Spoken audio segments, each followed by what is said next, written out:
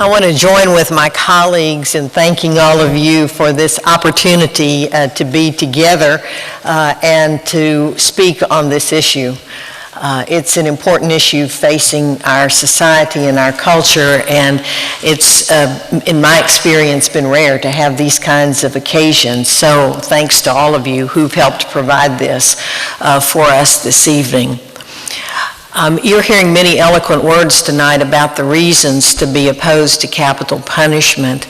I want to turn the mirror outward just a bit in my remarks and to invite each of us to think about our own role in speaking on this issue. And I'd like to do that simply by telling a story in which I was engaged as well. Before coming to the Texas Annual Conference, where I serve as a United Methodist bishop, I was assigned as the bishop of the Arkansas area, which has had two conferences. And in our polity, not unlike what you've heard Reverend Mike Cole talk about, that the church may speak to the people, but they don't necessarily believe or support all the positions that the church takes. So it is that when that conference, our decision-making body came into session, we had a situation in which a layman stood up on the floor of the conference, it's about 350, 400 people, and offered a resolution that would essentially overturn the United Methodist Church's historic position opposing capital punishment. As the bishop, I was the presiding officer of the meeting. Arkansas, like Texas, has a long history of executions in the state, and he was a quite sincere and dedicated United Methodist gentleman. He very likely was reflecting what, if one had taken opinion polls of United Methodist in Arkansas, was very likely reflecting what most would have agreed with. He put that motion on the floor. I, as one who represented the United Methodist Church and had a long history of opposing capital punishment, I was somewhat dismayed. It was more than dismayed that our, quote, historic position could be overturned in this very brief moment. So people began to speak. We work in a parliamentary way. Person after person stood up to support this resolution that would essentially overturn, in that state, our own denomination's historic position opposing capital punishment.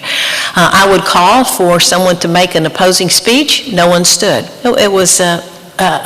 This went on for some period of time. And I said to myself, this thing's going to be supported 4 or 5 to 1.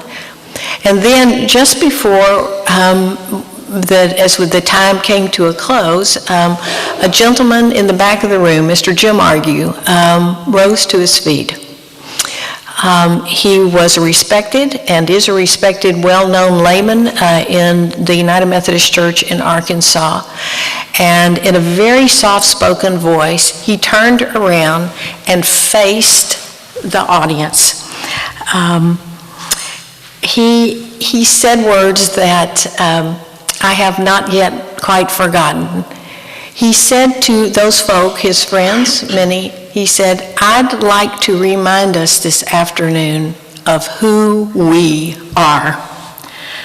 We are a people," he said, "who believe that every human being is made in the image of God, even the most hardened of criminals. That is who we are." He said, "We believe that no human being is beyond the reach of an all-loving and all-powerful God. That is who we are. We believe that Jesus Christ has the power to redeem, to restore, and to transform any human being. And to deny that, or to shut it off prematurely, is to deny the power of God. That That is who we are. Friends, he said, facing this group as a lone voice. Many people have argued today about why we need the death penalty. At the end of the day, this issue is not about what opinion polls say. It's about who we are as a people of faith. I know that you are better than the last conversation has been. He sat down. There was silence in the room. Someone called for the question. I moved to the vote, and the whole thing was defeated in a matter of seconds. I learned a lot from Jim.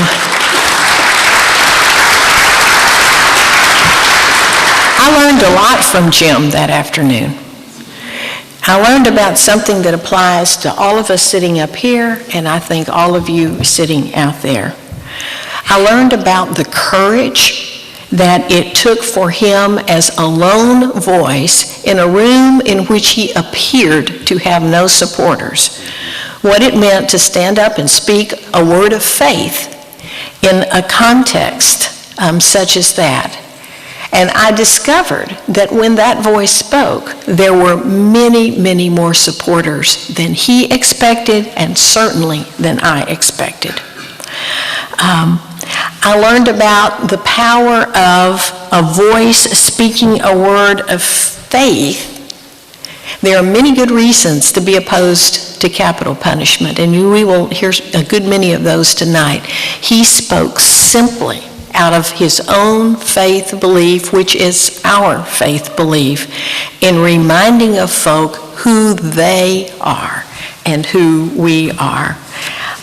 And I learned about the power of a single individual calling Christians not to conform to the culture, but to be transformed by their faith, to resist the culture, and to act on what they believe.